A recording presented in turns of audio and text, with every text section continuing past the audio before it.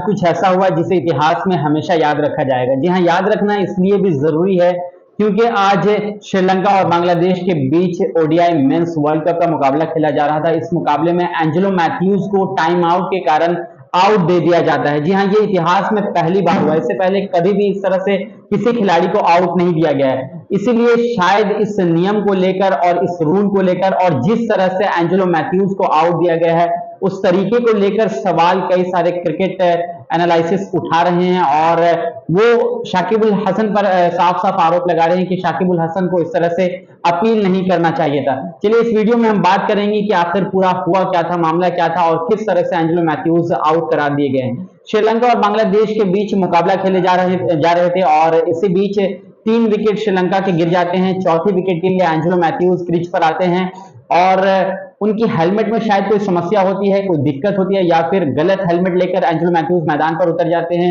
जिस वजह से वो ठीक और कंफर्टेबल फील नहीं करते हैं। शायद इसी वजह से उन्होंने अपने साथी खिलाड़ी को इशारा करके दूसरी हेलमेट लाने की बात कही और ये सारा मामला होते होते लगभग 3 मिनट शायद क्रॉस कर जाता है। जो नियम ये कहता है कि 1980 में क्रिकेट में एक नियम लागू हुआ था, जोड़ा गया था 1980 में और उस वक्त से ये रूल चला आ रहा है, लेकिन इस रूल में अब तक कोई खिलाड़ी नहीं फंसा है या फिर किसी खिलाड़ी को आउट नहीं दिया गया था। ये पहला खिलाड़ी होगा एंजेलो मैथ्यूज वर्ल्ड क्रिकेट इतिहास में।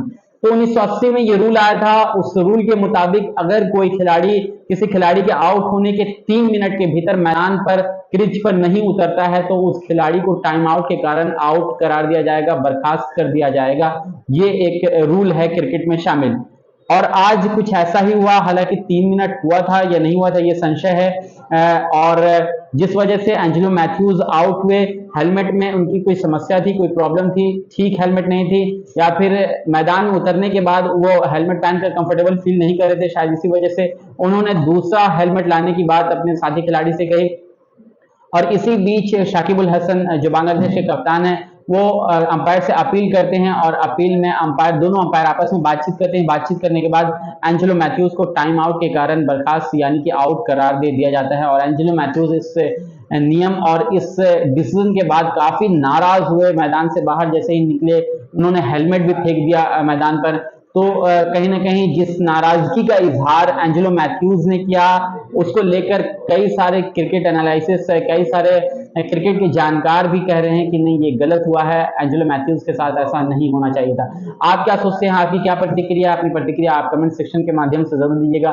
क्या रूल ये है तो इस रूल के मुताबिक एंजेलो मैथ्यूज को आउट दिया गया है तो वो सही है या गलत है? अपना कमेंट जरूर भेजिए।